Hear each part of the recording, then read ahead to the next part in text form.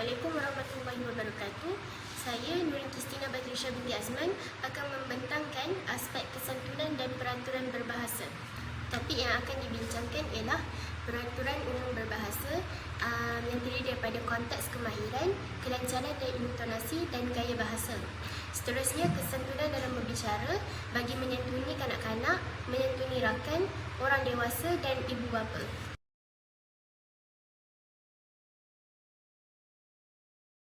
Baiklah, definisi kesantunan menurut Kamus Dewan pada tahun 1984, kesantunan bermaksud sifat, kesopanan serta kehalusan budi bahasa dan budi pekerti.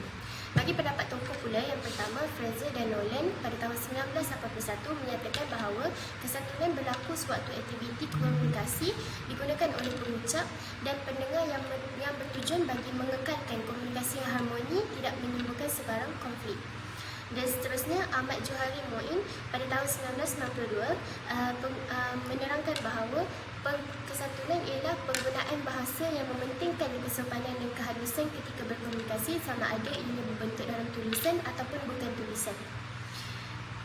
Kemudian Asmah Haji Omar pada tahun 2000, kesantunan ialah penggunaan bahasa secara harian yang tidak mewujudkan sebarang kemarahan, isu, konflik dan rasa yang boleh menyebabkan para pendengar tersinggung. Dan akhir sekali ialah Watt et al. Pada tahun 1992, kesantunan ialah cara penggunaan bahasa yang digunakan dalam mengekalkan keseimbangan hubungan intrapersonal dan interpersonal. Baiklah, bagi aspek kesantunan ini merupakan pemilihan kata yang digunakan ketika bertegur sapa, iaitu bahasa sapaan. Seterusnya, nada, gerak laku, gerak yang digunakan semasa berkomunikasi. Jadi kesantunan ini terbahagi kepada dua bahagian, iaitu yang pertama bentuk kesantunan terbahagi kepada dua bahagian, iaitu kesantunan verbal dan non-verbal. Bagi jenis kesantunan ialah kesantunan lisan dan kesantunan bukan lisan. Bagi aspek kesantunan berbahasa verbal, ianya merupakan cara menyapa secara lisan dengan sopan santun, berbudi bahasa dan tidak biadab. Penggunaan sistem sapaan dan panggilan yang tersendiri, dan akhir sekali ialah fokus kepada kosakata, kata ganti nama diri yang sesuai dari segi kedudukan, pangkat, umur dan hubungan. Kesantunan berbahasa yang boleh berlaku dalam pelbagai cara, seperti yang pertama, dalam menyantuni kanak-kanak. Contohnya, masyarakat yang di sekeliling kanak-kanak tersebut boleh memberikan tunjuk ajar kepada mereka, menegur kesilapan dan memberikan motivasi atau pengukuhan. Seterusnya, menyantuni rakan, mereka boleh bertegur sapa ketika berjumpa menggunakan bahasa yang sopan yang tidak menyinggung perasaan rakan tersebut dan mengamalkan kata ganti nama diri yang sesuai. Dan akhir sekali ialah menyantuni orang dewasa atau ibu bapa dengan cara bertanya khabar ketika bertemu, menggunakan kata ganti nama diri yang sesuai dan berkomunikasi dengan menggunakan bahasa yang difahami oleh mereka. Terdapat dua ciri kesantunan berbahasa verbal, ialah yang pertama penggunaan bahasa halus seperti contoh terima kasih, jemput duduk, minta kerjasama dan selamat sejahtera. Yang kedua, penggunaan kata ganti nama diri yang pertama, kedua dan yang ketiga. Contoh penggunaan gelaran terdapat beberapa bahagian. Yang pertama, panggilan ke keluarga pertalian darah seperti Pak Long, Mak Ngah dan Pak Lam. Untuk gelaran pergaulan yang tak bersahaja, masyarakat boleh menggunakan tuan, encik, cik, puan, saudara dan saudari. Seterusnya, gelaran warisan, gelarannya seperti Tun, Puan Sri, Yang di-Pertuan Agong dan sebagainya. Seterusnya, gabungan nama kekeluargaan asas, contohnya Bang Long, Kak Ngah, Kak Cik. Dan akhir sekali, sistem panggilan kekeluargaan ikatan perkahwinan seperti apabila diwakili oleh menantu, mentua dan ipar, contohnya Pak Mentua, Mak Mentua dan Tok Mentua. Ipar digunakan untuk merujuk kepada ahli keluarga suami atau isteri selain menantu dan mentua, contohnya abang ipar, adik ipar dan sebagainya. Seterusnya, aspek kesantunan non-verbal, ianya merupakan komunikasi bahasa tanpa kata-kata dengan melalui penggunaan bahasa tubuh yang sopan dan beradab. Ianya sebenarnya juga menggunakan bahasa bukan lisan ketika berkomunikasi untuk sampaikan mesej dan difahami oleh pendengar. Fungsi kesatuan berbahasa bagi non-verbal ialah pengulangan, kontradiksi, penegasan, penggantian dan pelengkap.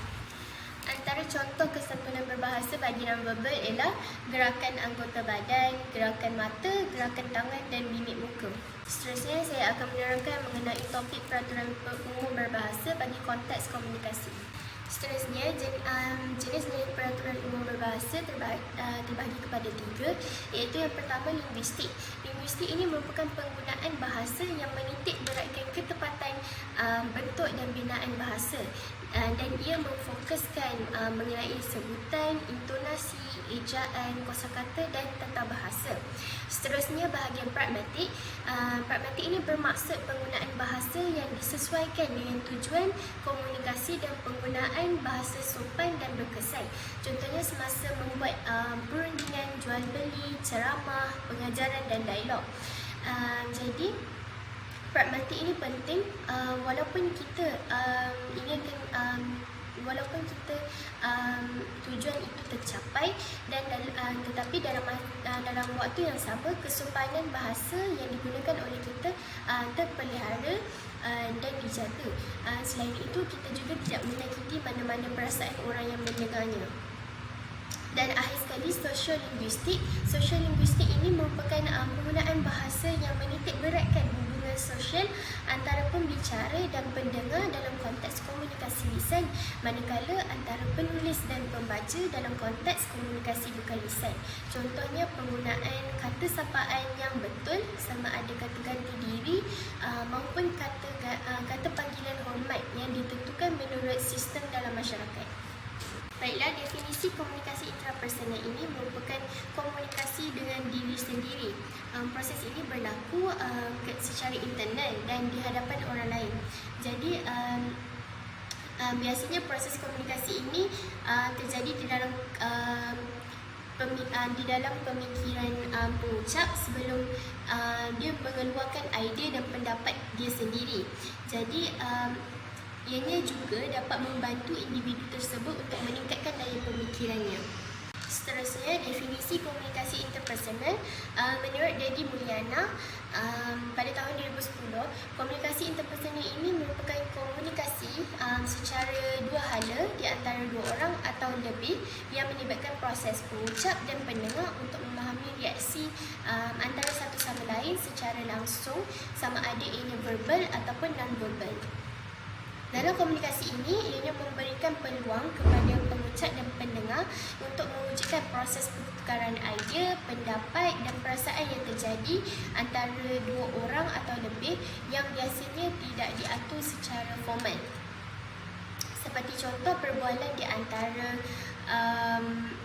ahli keluarga dan percakapan antara dua atau tiga orang. Baiklah, tujuan komunikasi ini adalah yang pertama, menyampaikan idea bagi memastikan pendengar dapat memahami pendapat dan idea yang diberikan oleh pengucap. Yang kedua, dalam pendidikan, ini bertujuan dalam menyampaikan ilmu pengetahuan kepada orang lain seperti di antara guru dan pelajar. Seterusnya, hiburan. Hiburan ini adalah bagi menghiburkan diri sendiri, malah orang lain juga. Contohnya dalam aktiviti persembahan, berlakon, menyanyi dan sebagainya.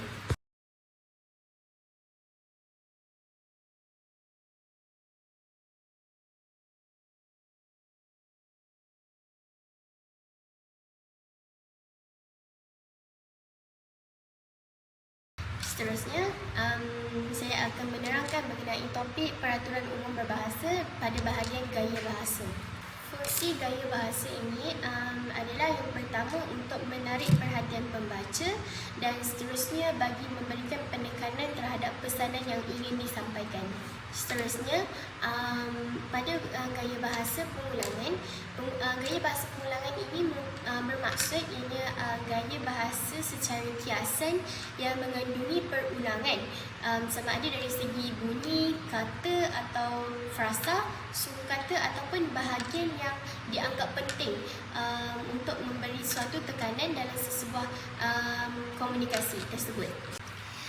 Gaya bahasa pengulangan, antara contoh-contohnya ialah aliterasi, asonansi, kiasmus, epizesis, anafora, epistrapha, simplok, mesodilopsis, epanalepsis dan anadilopsis.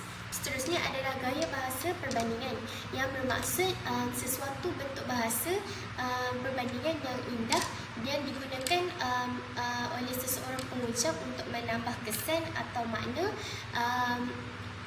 dengan cara membuat perbandingan di antara satu situasi tersebut dan situasi yang lain.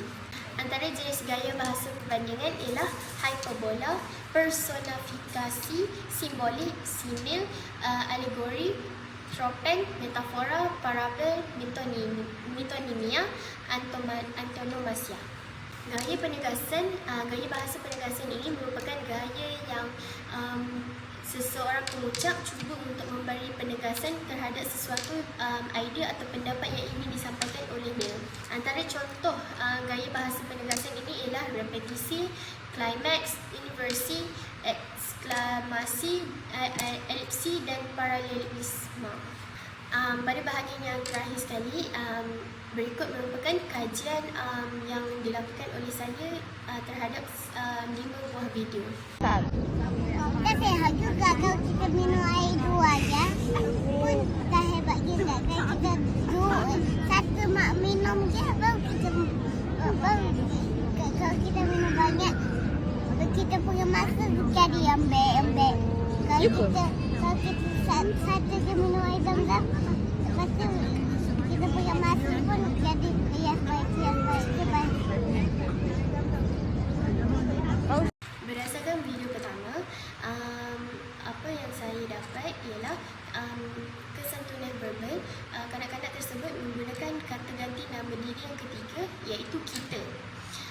Intonasi yang digunakan oleh kanak-kanak tersebut adalah rendah, dan aspek kesantunan non-verbal, kanak-kanak tersebut menggunakan gerakan anggota badan seperti tangan dan mata ketika berkomunikasi dengan orang di sekelilingnya, dan mimik muka kanak-kanak tersebut menggunakan mimik muka.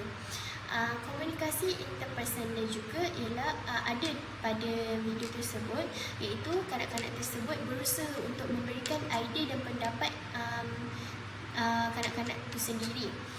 Seterusnya gaya bahasa secara pengulangan pada bahagian kiasmus, iaitu kata yang berulang tapi makna yang bertentangan. Dan berdasarkan video tersebut, kanak-kanak tersebut memberikan pendapat bahawa jika minum 2 cawan air biasa ini tidak memberikan tenaga. Namun jika ia minum 1 cawan air zam-zam, ianya akan membekalkan tenaga yang banyak. Jadi akhir sekali ialah dari segi kelancaran, kanak-kanak tersebut fasih dan petah ketika berbual dengan orang di sekelilingnya. Biosa. Apa baby? Tangan baby Osa. Yang mana? Ni. Tangan mana? Tangan Kenapa? Ni. Kenapa dengan tangan ni? Rosak. Rosak. Alamak. Baby rosak. Baby punya tangan. Berdasarkan video yang saya kaji yang kedua, contoh-contohnya adalah kesantunan verbal. Kanak-kanak tersebut menggunakan menggunakan kata ganti nama diri yang pertama, dan ketika berkomunikasi dengan ibunya, dia menggelakkan dirinya sebagai baby. Seterusnya adalah kelancaran. Kanak-kanak itu fasih, tetapi ada beberapa perkataan yang dia tidak menyebut dengan baik. Contohnya dia menggunakan yosak daripada perkataan rosak. Seterusnya komunikasi interpersonal. Kanak-kanak tersebut memberitahu kepada ibunya mengenai perasaannya. Seterusnya menyantuni ibu bapa. Dari segi menyantuni ibu bapa, kanak-kanak tersebut menggunakan bahasa yang sopan ketika berkomunikasi dengan ibunya, dan ini juga menggunakan bahasa yang difahami oleh ibunya. Dan akhir sekali ialah kesantunan non-verbal. Kanak-kanak tersebut menggunakan mimik muka yang sedih. Mami. Jaden, Mami tak suka tau baby makan ni semua ni. Tak bagus, nanti ada worm. Mami apa sayangnya? Mami. Salah makan benda ni. Polis boleh tangkap kalau makan benda ni. Nak? Mai panggil polis Pernah dia pukul peng peng peng. Pukul polis? Ha-ha. Mana boleh pukul polis? Sebab polis tu apa? Polis tu orang yang sangat berkuasa. Takut tak? Tak. Kan Mami cakap jangan makan. Mami apa sayangnya? Banyak sayangnya. Kak.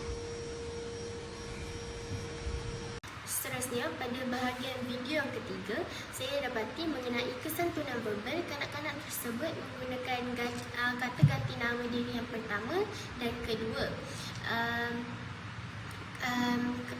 Kanak-kanak tersebut menggelarkan dirinya sebagai baby dan ibunya dan kanak-kanak tersebut menggelarkan ibunya sebagai mami.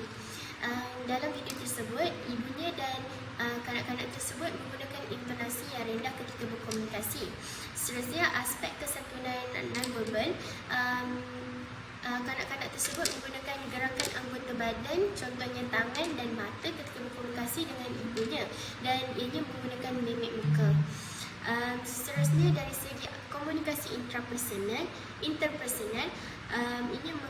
kanak-kanak tersebut memberikan idea dan pendapat kepada ibunya. Seterusnya, kelancaran. Kanak-kanak tersebut petah, tetapi sebutan perkataannya ada beberapa yang masih tidak baik. Contohnya, kanak-kanak tersebut menggunakan sayahnya daripada perkataan asal, iaitu salahnya. Dan akhir sekali ialah menyantuni kanak-kanak. Sebagai contoh, berdasarkan video tersebut, ibu kanak-kanak tersebut telah menegur dan memberikan motivasi kepada anaknya. Kawan-kawan, Mami ni dia suka sangat marah. Dia marah je kau daddy, kau yen, kau mam. Kau yen, dia marah. Kau daddy, dia marah. Semua dia marah. Mami ni nak buat kau tu kau dia rasa nak buat hadiah. Nak beli hadiah kau dia baru dia suka tu. Kawan-kawan tu. Kawan-kawan ada tak cara nak bagi Mami tak baking. Kawan ada tak cara. Okey? Nanti ada cara ajak belajar deh kawan-kawan. Okey, bye. Seterusnya, berdasarkan video yang keempat, dari segi kesantunan verbal, kanak-kanak tersebut menggunakan kata ganti nama diri yang pertama dan menggelarkan dirinya menggunakan namanya sendiri, iaitu Ian. Seterusnya, kesantunan non-verbal, kanak-kanak tersebut menggunakan mimik muka. Dari segi kelancaran, kanak-kanak tersebut sangat fasih dan petah semasa berkata-kata. Seterusnya, kanak-kanak tersebut dari segi menyantuni rakan-rakan dan orang dewasa, kanak-kanak tersebut menggunakan bahasa yang sopan dan difahami oleh orang yang mendengarnya dan menggunakan gelaran yang sesuai. Komunikasi interpersonal pula, kanak-kanak tersebut memberitahu perasaan, idea dan pendapat dia sendiri, dan dia juga menggunakan intonasi yang rendah. Kawan dia ni ada masalah. Tengok ni Mami ni. Mami dia nak tubik mango. Mami nak tubik melon. Kalau nak Ian akak tangan. Nanti nak bubur ni. Tengok cara dia bubur ni. Tengok. Sedap ni tengok ni. Wah. Sedap ni kawan-kawan. Produk ni memang sedap. Ni yang baru pula ni. Tapi yang mango ni. Melon ada kalau melon set Mami. Hari ni panas sikit ni. Kita buai batu bagi sejuk takut kita. Tengok ni.